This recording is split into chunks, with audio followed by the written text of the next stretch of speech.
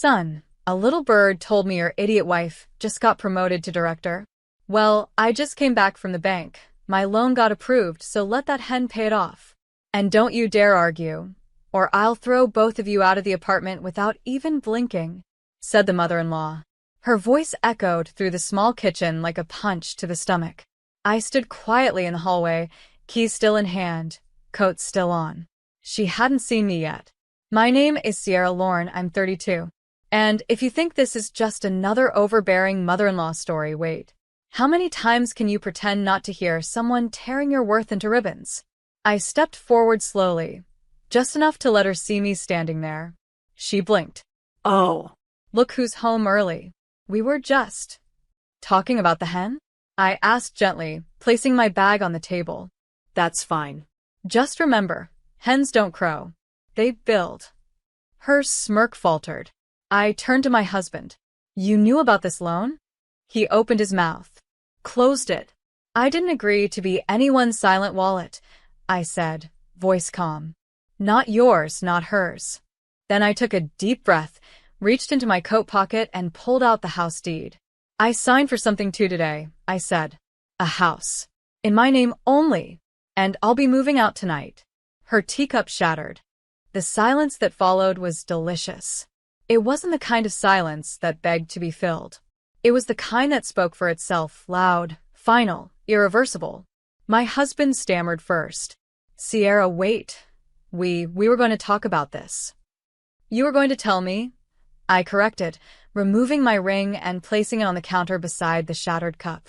"Just like she tells you. Just like she tells us how we'll live, what we'll pay, what we'll tolerate." My mother-in-law stepped forward, finger raised. "You ungrateful girl. My son gave you everything. That promotion? That's because of his sacrifices. His father's contacts. The apartment, the food, even that car. Paid for by me." I cut in calmly. "And you know it. You just hoped I'd be too polite to remind you." She opened her mouth, but I beat her to it. "The bank didn't approve your loan because of your business plan. They approved it because of my income, because you used my name as co-signer without even asking." That detail made her flinch. "Good. I revoked the co-signature today. Legally, they're going to reevaluate the loan based solely on your records." I pulled out the printout and laid it on the table.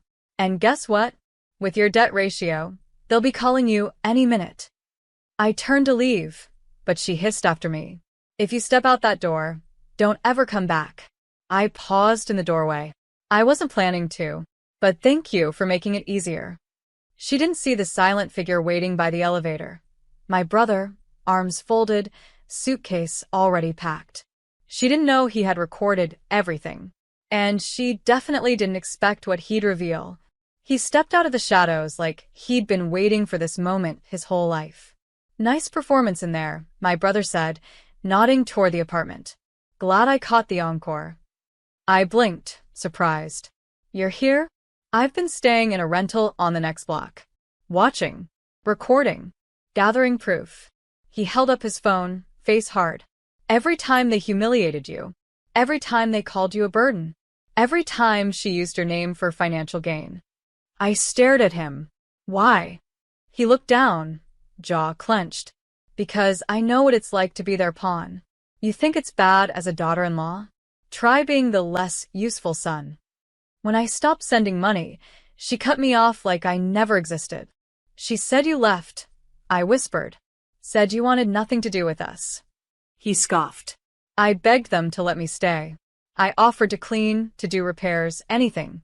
She called me pathetic. And then, I found the papers. He reached into his bag and handed me a folder. I opened it. Property papers. Medical bills. A secret account. All under my name forged. She's been funneling your bonuses and promotions into a joint account she controls. Look at the dates. Every raise you got, she filed an adjustment to your banking instructions behind your back. I felt like the floor tilted. She said she'd handle the paperwork. When I got promoted, she handled it all right. And then, like fate had been listening the whole time, her phone rang. The bank.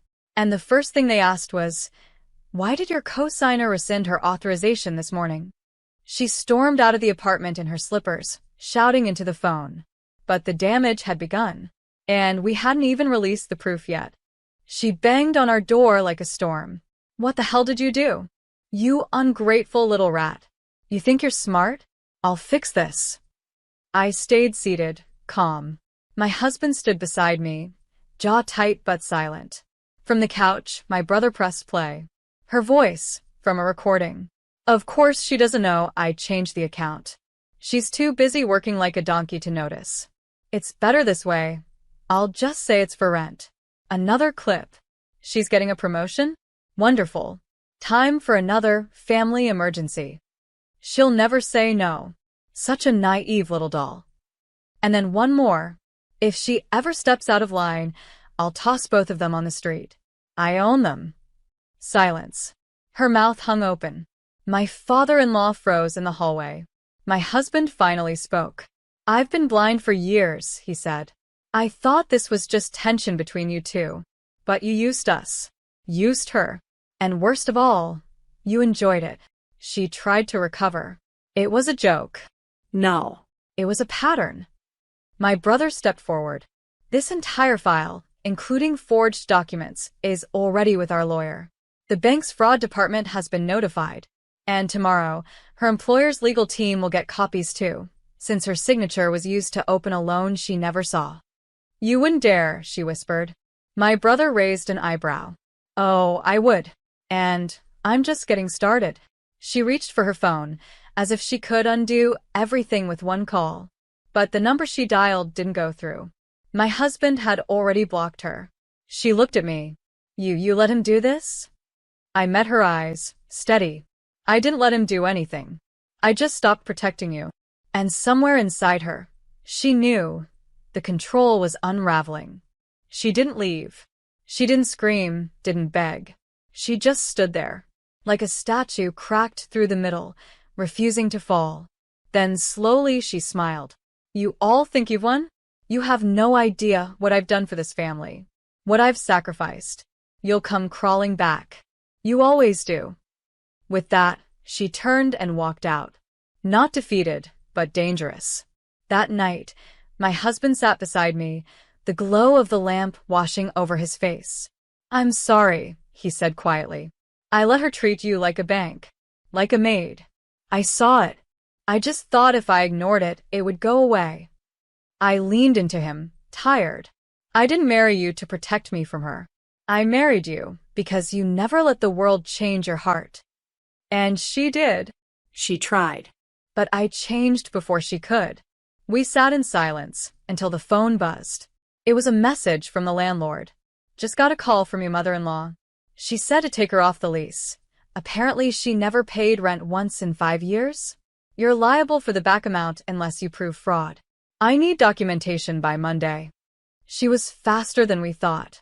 "She's going to bury us in legal mess," my husband muttered. "And now the lease?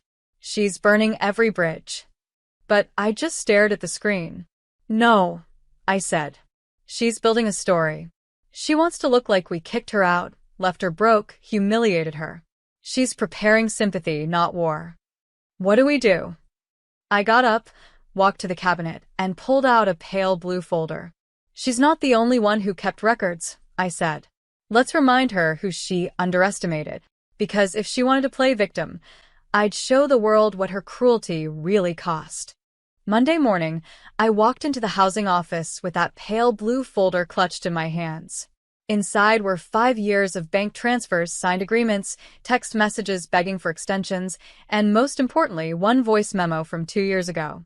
Her voice, drunk and cruel. "You better be grateful I let you two live here. You'll pay every bill and still thank me. I'm the queen of this damn apartment." I handed everything over. The officer raised an eyebrow as he scanned the contents. "This is enough to open a fraud inquiry. Especially with your husband's name being the only one officially on the lease." She bullied him into it. Emotionally, financially. "But we have proof." He nodded. "You'll be contacted once it's reviewed. But from what I see here, you're in the clear." "She's not." I stepped out into the parking lot and called my husband. "It's done," I said. "Are you okay?" he asked. I think I am. But I wasn't ready for what came next. By evening, my mother-in-law had posted a public video. She sat on a couch, tissues in hand, surrounded by old wedding pictures and childhood drawings, my husband's, of course. With shaky breath, she said, "I gave them everything. And now they've turned on me. My daughter-in-law had me evicted. My own son won't return my calls. I'm alone. No money. No home." The comment section exploded. How can a wife separate a mother from her son? That girl just wanted the apartment. Wow. Director of Finance, more like Director of Heartlessness. She was good. Very good. By midnight, 2 local blogs had picked it up. The sympathy wave was rolling. And she tagged my company. That's when I knew she wasn't done. She didn't just want a roof. She wanted ruin. But what she didn't know, I had one last move left. And it wasn't just personal. It was public. She thought she could drown me in pity posts and tear-soaked lies. So I gave her what she really wanted, attention. The next day, I created a private link. 1 folder. No passwords. Just a single sentence. In case you want both sides. Then I sent it anonymously to the same blogs, to every influencer who'd reshared her sob story, and to a few online lawyers who loved exposing fake victims. Inside the folder.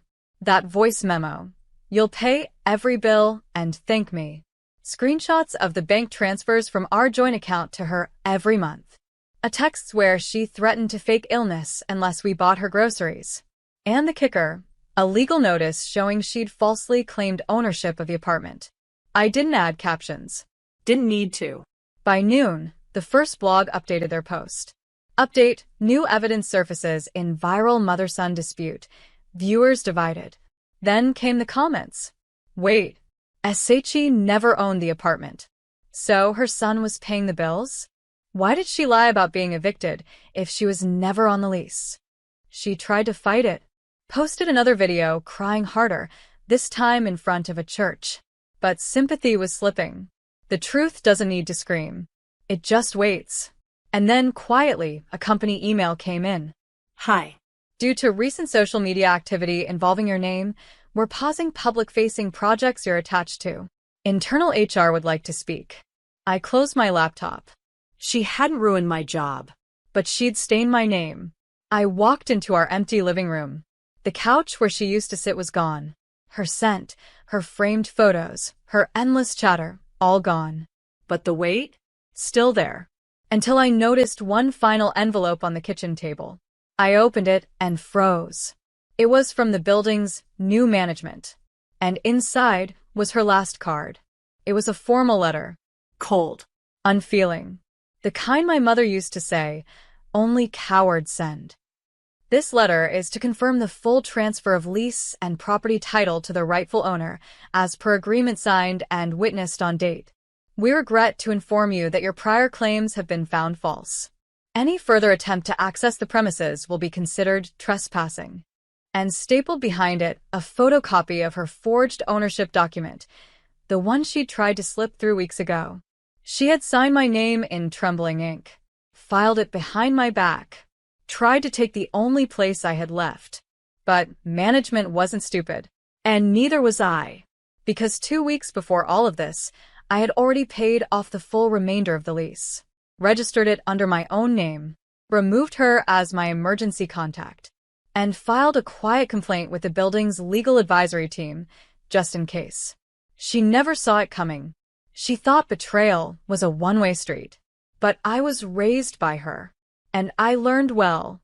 The next day, I drove by the community center where she used to host her empowerment evenings. Empty chairs. A sign that read, "Closed until further notice."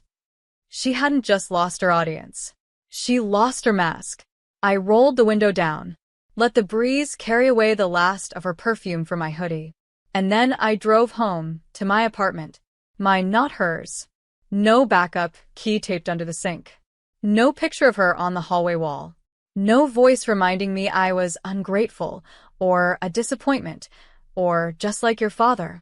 Just me. Quiet. I made coffee. Sat by the window. and watched as the evening sun hit the floor exactly where her shadow used to fall. She made her story loud. I made mine last. And silence, finally, was mine to keep.